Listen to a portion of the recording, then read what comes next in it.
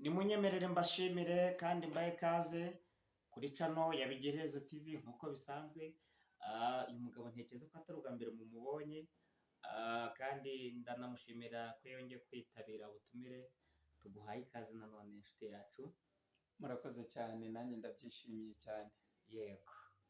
Ubushize wari uri gutanga ubuhamya kuri iyi channel ubwira abantu uburyo ki Imana yabanye nawe mu kuvuka kwawe, mu gukura kwawe, kuba wabaye imfubyi. Abantu bagiye badukurikira benshi bagiye banezezwa n'ubuhamya bwawe kandi bwarabafashije. Ndagira ngo rero uyu munsi tugirane ikiganiro turi kumwe. Wambwiye ati ibyo byose mfite amashimwe nyuma y'uko ababyeyi bantaye, nyuma y'uko nabaye mu buzima bwa mayibobo, nyuma yo guca mu buzima bugoranye. Uyu munsi wa none wibarutse umwana w'umuhungu. Naje gusanga nta hantu haba Imana itakura umuntu, nta n'ahandi Imana itageza umuntu. Tusuhuza abantu badukurikiye kuri channel Biranejeje TV. Ndi Honeste, akenshi mba ndi inyuma ya kamera, ariko uyu munsi bizabaye ngombwa ko tuza kwegera mwene data. Tuguhaye ikaze. Nanjye ndabyishimiye cyane, murakoze cyane. Duherukana umwaka ushize. Yego. Reka mvuge ngo happy new year, kandi turagukunda kuri channel Biranejeje TV. Nanjye ndabakunda cyane. Yego. Mumeze mute mu rugo rero? Mu rugo turi amahoro, twibarutse umwana w'umuhungu. Namashimwe. Namashimwe menshi cyane. Akomeje kubona umwenyura. Mugana nuko bidasanzwe, kumbi njyewe umaze kumbwira inkuru ko mwabyaye. Buriya umwana ni umugisha. Nejejwe cyane nuko Imana bahaye umwana, kandi nishimiye cyane ko mu bihe bitambutse wari nyakamwe, ariko ubu ntabwo ukiri umwe. Ubu bivuze ngo uwo umuryango. Kandi ikindi, abantu bakunda disi abana, tubabwire ngo namwe muze gutanga impundu. Biranashoboka ko ushobora no kuba ufite n'igikoma ukacyohereza umubyeyi akaba igikoma, kandi ni byiza. Pastor karame. Ubwashize nabwo ngo nzajya mwita pasiteri kubera ko ari ryo zina abantu benshi bakuziho. Abantu benshi bazi kuri pasiteri. Yego. Ndagira ngo wibwire neza abantu bakubonye ari ubwa mbere kuri channel Biranejeje TV. Babwire buri muntu ki, ariko utaratangira ubwibwira, ndagira ngo dutangire dusenga Imana. Udusengere, mara gusenga ubibwire, ukomezeho unatuganiriza, utubwire imvamutima zawe, ibyishimo ufite uyu munsi wa none kuri channel ya Biranejeje TV. Uze kubwira abantu ko nta kitagira iherezo. Imana iduha umugisha. Karibu no gusenga. Mana, turagushimiye, tugushimiye imbabazi zawe n'urukundo rwawe. Tugushimiye ko ukomeje kutwagurira imbago uko bwije n'uko bukeye. Turaguhimbaje nyakubahwa Imana ko watwemereye aka kanya ka none, tukaba turi kumwe na mwene data yadutumiye hano. Turishimye mu mutima. Reka utangirane natwe mu kiganiro tugiye kugirana mwami, kugeza dusoje nyakubahwa Imana. Komeza dushyigikire, ube mu ruhande rwacu, ntabarishwe nyakubahwa Imana, ahubwo izina ryawe rigumye rishyirwe hejuru, mu izina rya Kristo Yesu, amen. Murakoze kudusengera. Nyemerere mbanze mpikaze abantu bose batuye isi. Reka mpikaze abantu mwese mutuye mu gihugu cyacu cy'u Rwanda, abatuye by'umwihariko mu mugabane wa Afurika, abatuye muri ibwotamasimbi, ndavuga hanze y'imbibi z'u Rwanda, ndavuga umugabane wa Amerika, ndavuga umugabane wa Aziya, Australia na Oceania, ndetse na Europe. Abantu mudukunda, ndagira ngo muze kuduha ibitekerezo byanyu, comment, share na like. Muzaba muteye inkunga umurimo w'Imana kugira ngo ibyo dukora byaguke bigere kure. Ndagira ngo rero uyu munsi mumva mutima z'uyu mugabo turi kumwe, abanza twibwire. Wenda urashoboka ko ari ubwa mbere mukurikiye kuri iki kiganiro, wenda ubonye. Abanza tubwire uwo ari we, uri muntu ki, witwa nde, utuye he, ndetse ukora murimo ki mu nzu y'Imana cyangwa se mu buzima busanzwe. Ni karibu. Yego, muraho neza abakunzi ba Biranejeje TV. Nanjye ndabakunda cyane. Ubusanzwe nitwa Uwizeyimana Jean Pierre, cyangwa ushatse wanyita ndiho ku bwayo, wanyita pasiteri buryohe. Ngira amazina menshi cyane, ariko ndi uwo nguwo. Ntuye Musave mu Gasima, mu mujyi wa Kigali. Ndashimira Imana. Ubushize naje mbabwira ubuhamya bwanjye, ukuntu banjugunye ku Kanyaru, banjugunya hafi aho ngaho ku Rufunzo. Nza kubaho mu buzima bugoye kugeza n'iki gihe nashakishije umuntu twaba dufitanye isano, naramubuze, ariko Imana ishimwe ko Imana ari igisubizo Haleluya. cy'umuntu wese uyizera. Mm. Haleluya. Amina. Ndashimira Imana ko ijya yagura imbago, ndashimira Imana ko ijya ica inzira, ubu yampaye umuryango, nanjye ndanezerewe, mfite ishimwe, mfite amashimwe menshi cyane ntago azashira, nzahora nza gushimira Imana, kuko Imana ibasha gukora cyane, iruta cyane twebwe ibyo dutekereza n'ibyo twibwira. Mm. Tutarajya kure pasiteri, Karame. mu mashimwe yego nibyo, ariko nk'umuntu ukubonye bwa mbere, uravuze ngo wanyu bari baragutaye, byaje kugenda gute? Ndagira ngo use nk'uduciramo muri makeya, kwa kundi waduha ubuhamya bwa mbere, nigeze nabwira abantu ndavuga ati nyamara uyu mugabo afite ubuhamya bukomeye, tuzakora igice cya kabiri. Iki gice cya kabiri rero ni ukwibutsa abantu ko ari wa mugabo wa wundi wahuye n'ibigeragezo, akavuka nyina akamwihakana, bakamujugunya, akaba wenyine, akamutanga ku Kanyaru muri Gisagara harya, mu karere ka mu karere ka Gisagara ku Rufunzo, ugatoragurwa ku Kanyaru, atoragurwa n'abashumba baragira inka. Ubuhamya bwawe bwababaje abantu benshi, nanjye iyo ndi kubwumva mba numva amarangamutima afashe, nkabwira abantu badaha agaciro abana babyara. Usanga akenshi rimwe na rimwe hajya umuntu atamenya agaciro k'umwana, akamubyara agira ngo ni ibikino, ariko burya numufata ukamubyara, numubyara ukamujugunya, burya uba wishyizeho amaraso y'umuntu, Imana ibizabibukubaza. Biba bisaba iki? Biba bisaba kwihangana, akabona n'ubwo waba uri mu buzima bukakaye, jya wihangana umurere. Ababyeyi benshi igihe babona bikomeye, bagafata abana bakabiyomora, bakabajugunya. Byatumye ubuhamya bwawe bwatumye ntekereza ku ijambo ry'Imana riri mu Itangiriro ibice 21 umurongo wa 14, uwo bita Hagari, Aburahamu ngo amaze kumusenda, ngo yazindutse kare kare, ngo amuha imvumbi irimo amazi, warangije ngo ya mvumbi ishizemo amazi, uwo bita Hagari ngo afata Ishimayeli aramujugunya. Bivuze ngo rero abantu bata abana, aba bana bari gutaka pasite, bari gutaka, kuko Bibiliya yanditsemo ijambo rivuze ngo umwana yatere hejuru arataka ararira. Ubu dufite ibibazo bikomeye kuri iyi si kandi byinshi, aho umukobwa ashobora kubyara umwana atabishaka, akavuga ati reka mujugunya, bamwe na bamwe akamuta, ntawe ntunze urutoki ko sinamufashe, ariko tujya tubyumva ku maradiyo, ku mateleviziyo, hari umuntu wajugunya umwana, birambabaza cyane. Nawe rero byakubayeho, mama waraguta, ndagira ngo ducire mu ncamake, ubwire abantu uburyo ki umuntu ashobora kukujugunya cyangwa akakwirengagiza, ariko Imana ikaza ikabana nawe. Ni karibu nshuti y'abera. Murakoze cyane, nkunda gushimira cyane umuntu umpaye agaciro, akamvugisha, akanyegera tukaganira, biranshimisha cyane. Icyo gihe iyo tuganiriye uko waba umeze kose, uko ariko kose, numva ari wowe muvandimwe, numva ari wowe papa, numva ari wowe mama, numva ari wowe murumuna, biranshimisha cyane. Mu magambo make banumva nanjye nishimiye cyane. Theo, ndagukunda cyane kandi mufata nka mukuru wanjye rwose. Murakoze cyane. Yego, nanjye ndagukunda pastor. murakoze cyane rwose. Nakomeje kwita pasiteri, abantu uze kubasobanura neza, kuko bavuze ngo ni pasiteri Buryohe, kandi ntabwo kuko nta mupasiteri witwa Buryohe abaho, ahubwo biterwa n'izina, biterwa n'akazi bakwitire, ko uri umukozi w'Imana kandi hari ibyo ukora. Ibyo bintu byitwa Buryohe ni ibiki? Nabyo uze kubisobanurira abantu kugira ngo bashyire amatsiko, bamenye nta mupasiteri witwa Buryohe ubaho. Murakoze cyane. Ubusanzwe nk'uko nababwiye ngo ngira amazina menshi, natangiye ivugabutumwa ndi umwana muto, maze kuva mu kigo cy'imfubyi. Nagiye mu kigo cy'imfubyi, ubwo icyo gihe subiye inyuma gato, bantoraguye abashumba ku Kanyaru, aho bita Makwaza mu karere ka Gisagara mu ntara y'Amajyepfo, ku bantu batahazi. Nuko maze umukecuru umwe yaje kunkura muri icyo kigo cy'imfubyi, agenda arandera. Amaze kundera anawaza gupfa, uwo muryango utangira kunkurikirana, ushaka kunyica cyangwa kunca muri uwo muryango, kubera ko uwo mukecuru wankuye mu kigo cy'imfubyi yari amaze gupfa. Ahari bavugaga ko nanjye nzajya nzabarushya, nawe urabyumva, biba bigoye. Mbonye bimaze kuba gutyo, mba ngiye mu muhanda, ntangiye ubuzima bwo mu muhanda. Ndumva naramazemo nk'imyaka nk'itatu, ntagira icyo kurya, ntagira icyo kwambara. nibera muri rigori mu mazu ashaje mu bimodoka bishaje nabaho muri ubwo buzima ndya ibyo hasi umubumbe warakubanye danje. yego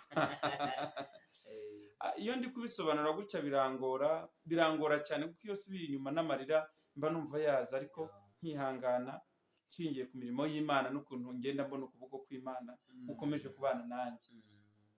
Nuko ubuzima bwabaye burebure cyane bumbana danje ndakubitwa ubwo birumvikana natangiye kurya ibyo muri puberi ibyo bajugunye ubugari bajugunye nkajya mu isoko bamaze gutaha ziriya nyanya bari gukandagirira hasi biriya bijumba imyumbati bagiye bakandagirira hasi urumva nari mbayeho mu buryo natangiye kuko nari n'umwana muto ibitekerezo byatangiye kumera nkaho mbaye nk'umusazi noneho by'umwihariko nta n'urukundo nigeze ngira nakuze mbona nta n'umuntu tuganira nta n'umuntu mba hafi noneho by'umwihariko nta n'umuntu nari mfite tugize icyo duhuriyeho cyangwa tugira icyo dupfana nta n'umuntu unyitayeho mpinduka nk'inyamaswa mpinduka nk'igikoko nabona abantu ahubwo nkabahunga nkiruka nagerageje kwiyahura inshuro zirenga enye n'urupfu ruranyanga hari igihe ugera mu bihe bikomeye ugashakisha umuntu wese wakuvugisha wagenda ukabona nta n'umuntu ukuvugisha bivuze ngo nagaragaraga nijoro nagerageje ubushoboka bwose ngo niyahure urupfu ruranyanga abantu baranyanga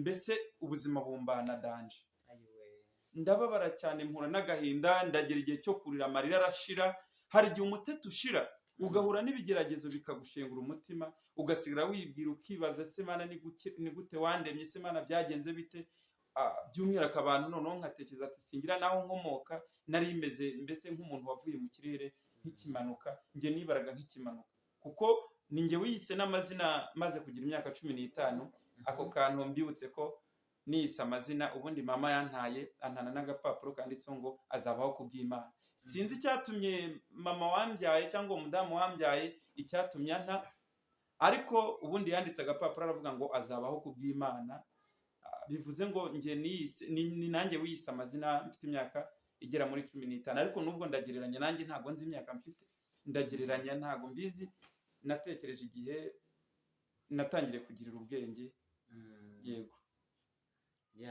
mbega ubuzima bukakaye waciye mu buzima bugoye kandi bubabaje iyo uri kuvuga ubuhamya bwawe ngenge kure umubumbe wabaye danje wari imisigi waciriwe amacandwe mu maso waravumwe ariko urihangana pastor ndagira ngo abantu badukurikiye usobanure neza muri ubwo buzima bwose wumvaga hari icyerekezo cy'ubuzima ufite hari ishusho y'ubuzima uzatinduka agira ibyo byo ntago nabitekerezaga habe na gato kuko nari mvuze gato ngo buriya iyo nta cyerekezo nagerageje kwiyahura urupfu ruranyanga bivuze ngo nta cyerekezo nabonaga ahantu hose ari umwijima haba ku manywa nabonaga ari umwijima nijoro nkabona ni umwijima igihe cyose nahoraga mbona ari umwijima mu maso yanjye no mu mutima wanjye nahoraga ndira amarira aranshiramo noneho nkasigara ndira amarira akajya mu nda muri ubwo buzima se pastor karame bwo mu muhanda bwo kubaho nabi umva nta nyoko nta so nta muvandimwe bwari ubuzima koko bubabaje wari warakijijwe waje gukizwa ryari biragoye naje gukizwa nyuma mu itorero rya AEBR nkura rero ako kanya nkitangira gukizwa abakristo bari bagifite umutima w'urukundo babana nanjye barankunda babona ubwigunge nahoragamo kuko njye ntago nabashaga kurebana n'umuntu kuko umuntu bwe namubonaga nk'inyamaswa nazibonaga nk'inshuti zanjye injangwe ibisimba inzoka kuko birumvikana harigenda naryamaga nkashiduka inzoka nayiryamiye cyangwa ndi hafi yayo nkiruka ubundi byari bikomeye ubuzima bwo mu muhanda n'ubuzima bugoye hari igihe imvura yagwaga ndi muri rigori mo hasi umuvuga ashaka kuntembana nkavamo nkiruka nkashakisha ikindi kizu bari kubaka nkashakisha nyine nkajya gushaka mu matongo sinagiraga mbere si icyerekezo byari ibihe bikomeye cyane kuri njyewe nari narakomeretse ku rwego ntabasha kugusobanurira gutya turi kuri kamera ngo ubashe kubyumva bwari ubuzima budafite ishusho ariko Yesu ajya atanga ubuzima ndagira ngo mbwire abantu bose badukurikiye ubuhamya bwa Uwizeyimana Jean Pierre ndagira ngo mbugukomereshe nkubwire ngo uko Imana yabanye nawe ikamurindira muri ubwo buzima. Birashoboka ko nawe ufite ibibazo, birashoboka ko nawe uhangayitse, birashoboka ko umuryango wakwanze. Ubu dufite abantu benshi kuri iyi si, ni ukuri pe, ibi byakubayeho, hari n'abandi benshi byabayeho, akakubyara akakwanga, ababyeyi bakakwihakana, yemwe n'inshuti zawe. Njya mbibona no mu itorero, mu matorero menshi atandukanye, ukabona abantu barasengana, baririmbana, ariko ntibakundana. Bihita bihuza n'ubuhanuzi Pawulo yahanuriye Timoteyo, yaramubwira ngo hari ibintu ugomba kumenya mu minsi y'imperuka, hazabaho ibihe birushya.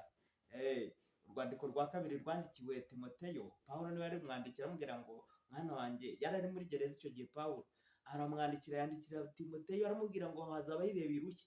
Icya mbere, abantu bazaba bikunda, bazaba bakunda imijyi, badakunda ababo. Ako kajambo kaba ngo badakunda ababo, abavandimwe b'umuvindimwe ukabanga, nta yindi nuko ari ibihe bya nyuma. Abantu usanga bangana, ariko ntibyari bikwiye. Nk'abantu mwakwiye kugira urukundo. Wihangane kandi ukomere. Yego ndakomeye, Arakomeye. ndashimira Imana. Ni ukuri rero ikintu gitangaje ni uko urwo rugendo rwose n'ubwo buzima bwose waciyemo, uyu munsi wa none mbona umwenyura ugaseka. Niki cyagushoboje kwikura mu gahinda n'umubabaro ukava muri ubwo buzima?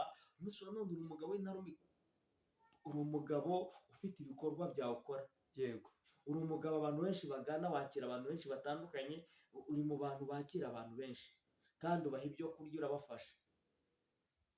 Uyu munsi wa none ufite isuku, urambara agashati keza k'umweru gakeye, uri n'umuhanzi. yego, ujya imbere ya audience ukaririmba, abantu benshi baragukunda, ugira indirimbo nziza. Ejo bundi nakubonye muri studio uri gukora indirimbo nshyashya, uri gukorana na Theo, bose babireba, narakubonye muri kumwe. Ndagira ngo nkubaze, wowe wumva ute uyu munsi wa none amateka yawe ko Imana yahinduye? Wowe wumva feelings, ibyumviro byawe bimeze bite? Wumva umeze ute nyuma y'uko Imana igutabaye ikagukura muri bwa buzima bw'ubupfubyi? nta wundi niwe wabikoze, yaduhuje n'Imana, niwe wabikoze. Nta wundi ubasha guhindura ubuzima, nta wundi ubasha gutanga icyerekezo. Uwo nguwo ni Yesu Kristo, nta wundi wabikoze, niwe. Imana ishimwe. Imana ndagushimiye, warakoze, niwe wahinduye. Nagira ngo mbabwire iri jambo, wenda rishobora kuza kuncika. Nimujye mubyara abana cyangwa ukabona umuntu ujye umwereka urukundo, muri icyo gihe ngewe nari narabuze n'uwampa n'agatonyanga k'urukundo byibuze. Icyo gihe nari narahindutse inyamaswa, n'umunwa warafatanye n'ururimi rutabasha gusohoka ngo mbashe kuvuga. Uburyo rero natangiye guseka, nta wundi wabikoze, ni Yesu Kristo wansekeje. Imana ishimwe. Yesu Kristo niwe wansekeje. Ubundi nahoragana umubabaro udashira, nahoranaga agahinda kadashira, nahoraga ndira, nkabura umuntu mpoza, nkabura umuntu ntabara, byari bikomeye. Ariko Yesu yarahabaye. Nta kintu na kimwe kigira itangira ngo kibure iherezo. Nari nkubaje ngo ibyiyumviro byawe umunsi wa none wumva umeze ute? Iyi minsi ya none mbona mfite icyerekezo, mbona mfite n'intumbero, mbona ndi umugabo ushimira Imana, kuko abantu benshi bifuza kumera nk'uko meze. Nyamara byari bikomeye. Ikintu gito kugeza n'isaha cyambabaje mu buzima bwanjye, mu rugendo rwanjye. Nanyuze mu byishimo, mu mubabaro, kuko urumva maze simbutse gato, maze kujya mu murimo w'Imana, kugira ngo maze kuba umuhanzi, maze kuririmba, nkajya mpura ku biterane, aba batasete tusi batewo, aba bahanzi bose bakora gospel, nta bahanzi tutigeze duhura nk'ibyo nifuza. Nigeze nakorera n'igiterane muri convention igitangira kumenyekana, niyumvamo umuntu, numva nyine nshimye Imana, numva nanjye Imana impaye agaciro, numva ingaruriye ubuzima. Ibyanjye ni birebire cyane, ariko tuzagenda uko muzakomeza kunkurikirana. Mwene data nankenera azajya mbwira, nzajya nitaba, nta kibazo. Uba wumva ibyishimo byawe. Rero ndagira ngo tuze kwinjira mu gice cya kabiri. Abantu bari batambuze Jean Pierre, hari izina wavuze wiyise, n'amazina yose wagiye wiyita. Ndagira uze gusobanura Pasiteri Buryohe, kuki bakwitira Buryohe? Haba aho uri herereye, unashobora kugira ngo ni izina ry'ubuyobe. Pasiteri Buryohe. Ndagira ngo dusobanurire bimeze bite ayo mazina yawe. Ese ubundi mu buzima busanzwe ukora iki? nkora imirimo myinshi ariko cyane cyane abantu banzi ko nkora capati n'isambusa. Yego. Ikorera capati n'isambusha cyane ziraryoshye cyane. utazazizane tuzirye tunazamamaze nta kibazo abantu bashaka kugurira, hanyuma ukaba ukorera hehe? N'ubundi nkorera mu Gasima, ni naho ntuye. Ariko agasima, iyo tuvuze ngo agasima, udusima ni twinshi, ni ukuvuga ngo ni mu murenge wa Bumbogo, akagari ka Musave, aha neza muri Noropowe ya hano Musave, impande y'urusengero rwa ADEPR Musave. Yego. hariya impande y'agasoko ka Ndera. Yego. Ukihagera umuntu uwo ari we wese upfa kuvuga ngo Pastor Buryohe gusa, nta muntu n'umwe utanzi. Kuki bakwise Pastor Buryohe? Donc ubundi bakwitira pasteur, kuki bashyizeho Buryohe, akantu kitwa Buryohe? Niko nashatse gukurikirana ngo dusobanurire abantu. Buriya Imana igira inzira zirenga 1000, kandi muri izo zose ifite aho inzira yanyuramo ije gutabara umuntu. Nuba ngo maze kuza muri aka Gasima, nari mfite kantine hano hafi ya Inirake, iza guhomba, nza kumanuka, nza gutura Indera, ntangira gukora capati zanjye barazikunda cyane ku rwego ruri hejuru, batangira kuvuga ngo ziraryoshye. Isambusa ndakomerezaho, nkore isambusa z'igi n'inyama, barazikunda cyane. Uhereye aho ngaho bakajya bavuga ngo tujye kwa Buryohe, tujye kurya ibiryo by'umukozi w'Imana birasengeye. Nzamukira aho ngaho, bahita baguhimba Pastor Buryohe. Yego. Birasobanutse, noneho ndabyumvishije. Bantu bakunda Pastor Buryohe, birashoboka ko uherereye mu murenge wa Ndera, ntuze kugenda ndetse ngo wambuke Musave utamuhuriye. Ndetse nawe ushobora kuba uri na 15 watari ko wazamuka nkajya kwa Buryohe, nkajya kumva izo sambusa bakugurire kandi bakugane. Hari inkuru nziza rero wambwiye ngo ashaka ko dushimira Imana. N'icyo uri gushimira Imana nyuma y'uko baye imfubyi, nyuma y'uko baye mu buzima bukakaye, Imana ikagukorera ubukwe, uyu munsi wa none ufite ishimwe ry'igitsikamutima kandi rikomeye. Pastor, ahasanga nanjye iryo shimwe turihuje, wenda ndagira ngo wenda ugire icyo uvuga. Tukuza muri y'amashimwe havuye mu mitima yacu, twibutsa ahantu wadukuye, ibyacu biba byararangiye. Nta yindi Mana ihwanye nawe Yesu, mw'isi ndetse no mw'ijuru. Haleluya, amina. Imana ishimwe. Nta yindi Mana twabonye dukura muri ubu buzima, nta yindi Mana twabonye ihindura ubuzima. Amina. Nababwiye ngo mfite ubuhamya burebure kandi tugiye kubuvugaho none keretse dufashe icyumweru aribyo tuvugaho gusa. Nababwiye ngo mama akimara kuna no kuvuga ngo niyise, nzababwira ukuntu niyise izina Uwizeyimana Jean Pierre, ari nabyo byaje mu gitabo ndangamimerere. Ubutanze ababwira ukuntu byari bikomeye kugira ngo njye mu gitabo ndangamimerere, kugira ngo nze ngaruke mu buzima bw'umuntu bw'umunyarwanda, kuko urumva ntabwo nzi ko ndi umunyarwanda cyangwa umukongomani. Nasanze banjugunya aho ngaho ku kiraro. Ntuzi so, ntuzi nyoko, ntuzi umuryango, ubu ntamara amaraso ya ntibantuzi. Birakaze. Niyo mpamvu ndi kwifuza, niyo mbonye umumama dusa ndamukurikirana cyane nkareba ngo ndebe ko byibuze n'ubu ngubu nabona mama, kuko kugeza iki gihe agahinda mfite nuko ntigeze niga. Imana igenda ishyigikira umuntu. Umurimo w'ubuhanzi ni umurimo utoroshye na gato, kuko bigusaba kuba wasomye Bible cyane, ukiga bihagije, ukandika mu myandikire. Mbibutse ko izo ndirimbo zose nta muntu n'umuzi unyandikira. Nukenera uze kwandikamo Yesu ni uwa mbere Pastor Peter, uraza kubona indirimbo zanjye cyangwa indirimbo yanjye ni nyinshi cyane kuri YouTube channel, wumva amagambo arimo. Imana rero ibasha gukora cyane bita cyane twebwe dutekereza. Yampaye impano, ubu ngubu ureba mbikora gutya, ntago nigeze niga habe no kwinjira no muri gardienne. Uretse abo bazungu batoreraga banyigishaga Igifaransa, urumva nari nkiri muto, mfite nk'imyaka wenda ngereranya nk'itatu cyangwa 2 gutyo. Uretse utwo tunini two natahiye, ariko ndacyafite ibyiringiro ko nzaniga, kuko Imana yakomeje guhindura ubuzima. Amina. Hanyuma ishimwe rikomeye, mwene data arambajije, subiye inyuma gato, Imana yangiriye neza. Ubu mfite umuryango. Haleluya. Amina. Ubu mfite umuntu nkomokaho nanjye, sinari nzi ko Imana yangirira neza. Uze kwandikamo ngo ubukwe bwa Pastor Peter cyangwa Buryohe, uraza kubona ubukwe bwanjye uko bwari bumeze. Imana yabanye nanjye, mfite amashimwe menshi cyane. Imana rero yaduhaye umwana w'umuhungu. Amina. Utanze impundu.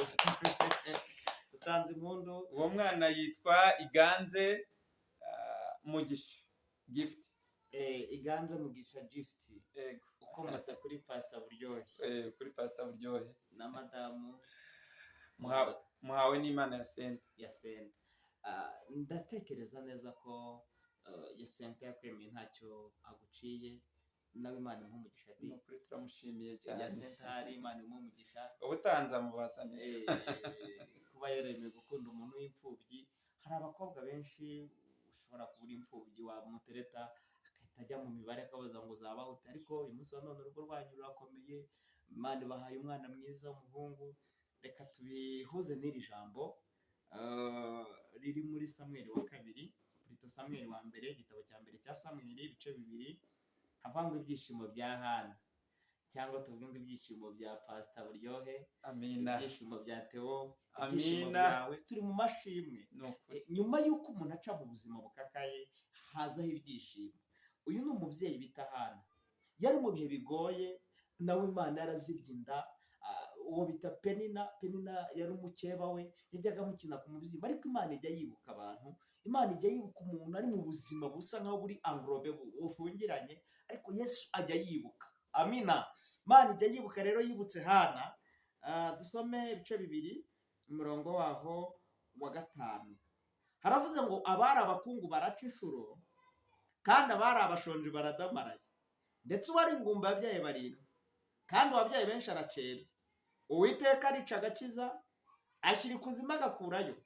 Uwiteka arakenesha agakenura, acisha bugufi agashyira hejuru. Umurongo w'8 none ashatse cyane, aravuze ngo akura abakene mu mukungugu, agashyira hejuru abatindi, abakuye ku cyavu, kugira ngo abicaranye n'ibikomangoma. Amen. Imana ijya ikura abantu bari mu buzima bubi, ikabakura hasi cyane, ikabazamura esikariye ya mbere, esikariye ya kabiri, esikariye ya gatatu, esikariye ya 4, bakazamuka ku rwego baza kwisanga nabo bicaranye n'abakomeye. Ibyo bintu rero ndabishimira Imana ko nicaranye n'umupastor hano. Nanjye afite ishimwe kuri channel ya Impanuro TV, ngira ngo benshi bagadukurikiye buryo cy'Imana natwe yaduhaye umwana pastor. Nanjye jonde narabyaye. Sano twabyariye rimwe. Imana ishimwe. Nanjye mpa mwana w'umukobwa mwiza nyuma y'ubuzima nari mbayemo bw'ubupfakazi, mu buzima bukakaye nabayemo. Njye sindabaho guhamya kuri channel, ariko nzafata umunsi umwe ganiriza abantu b'Imana. Rero Yesu yakoze ibintu bikomeye. Imana ivuze iki? Iravuze ngo abari abakungu baraca inshuro. Hari igihe Imana ihindura ubuzima ikanyuranya, hari igihe Imana ihindura amateka. Pastor, ndishimye kuba wari umuntu wo hasi, uyu munsi wa none urundi muntu. Ngo Imana ikura abakene hasi, babandi bari imfubyi ikabicazanya n'abakomeye. None reba ahantu twicaye. Twicaye mu ntebe z'icyubahiro kubera Imana. Kubera Imana. Twicaranye n'abantu bakomeye kubera Imana. Twicaranye n'abantu bafite amafaranga twe tutayafite kubera Imana. Kubera Imana. Imana ishimwe. Rero dushimira Imana, twumvaga dufite amashimwe mu mitima yacu. Imana yadukoreye ibikomeye natwe turishimye.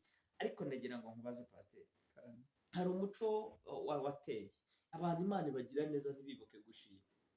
Kuki abantu batagira umuco wo gushima Imana? Biterwa n'iki? Urabona muri iyi minsi isa nigoye n'irya jambo udusomeye mu kanya, abenshi barikunda, abenshi bakunda imiya, ntibakunda ababo. Ngarutse kuri iryo jambo ngiye ntekereza ko akenshi ari ibyo ngibyo, benshi baba bafite n'ipfunwe bakanga gushima. Anyamara iyo ushimye Imana biyitera gukorana bya bindi. Imana ishimwe. Iyi Imana inkoreye ikintu mba numva nta kihererana, mba numva najya mu cyumba nubwo ntaba nagiye mu rusengero, ariko byibuze ujya wiherera ujye mu cyumba wihererane nayo ushima Imana. Pastor, ndumva rero twabwira abantu bagira umuco wo gushima. Ni ukuri. Kandi tubabwire ngo abantu mufite umutima badukurikiye kuri channel Bigereze TV, yaba jye narabyaye, yaba pastor yarabyaye, dukeneye igikoma di. No kuganira, ariko burya mu muco nyarwanda buriya igikoma cy'ababyeyi kiba gikenewe cyane. Ariko kandi nta nubwo turi gusabiriza mu twumve neza, reka tubabwire ngo ni ikiganiro turi kuganira, ariko unagitanze igikoma ushobora kuzana litiro y'amata umubyeyi akanywa akabona n'amashereka. Ndagira ngo utange nimero yawe, hanyuma abantu baze gukora iki kiganiro, ushaka kukuvugisha akuhamagare akubwire ati mukozi w'Imana wamfashije ku mutima, waramfashije ndishima ndanezerwa, nanjye ndumva hari icyo nakora. Ni karibu wayitanga nimero kugira ngo dusoze ikiganiro kandi tunagushimire ko witabiriye ubutumire bwacu. Nanjye ndabashimiye cyane. Icyo nakongeraho, nanjye ndashimiye abakunzi bose bazadukurikirana cyangwa badukurikirana mu buzima busanzwe, abagiye badufasha mu buzima busanzwe, batugira inama, baduhugura. Abo bose ndabashimiye, nawe ndagushimiye cyane rwose. Imana iguhe umugisha. Nshimiye n'abandi bantu bose bagiye babana nanjye, sinabadondora ngo mbashe kubamenya aka kanya bose ngo mbavuge, ariko njye ubuhamya bwanjye ni burebure. Abazankenera kumpamagara kugira ngo mbahe ubuhamya burambuye cyangwa inkomeze, nzabibabwira. 0789853542, 0789853542. Munyemerere mbashimire kandi natwe tubashimire. Naho ubutaha navuga ngo umwaka mushya muhire, uzawugiremo ishya n'ihirwe. Imana izakwagure muri byose, Imana izagukuriza umwana, Imana izaguhere ibyo kurya umubyeyi, Imana izaguhera umwana amashuri, Imana izazana n'abaterankunga ku buzima bwawe. Ibyo ukora byaguke kandi n'umurimo w'Imana ukomeze ukore umurimo w'Imana. Nitutagusari tuzasarura. Nagira ngo mbashimire rero aho muherereye, mvuga ngo caho, astra vista, turabakunda. Imana iduhane umugisha mu izina rya Yesu. Amen.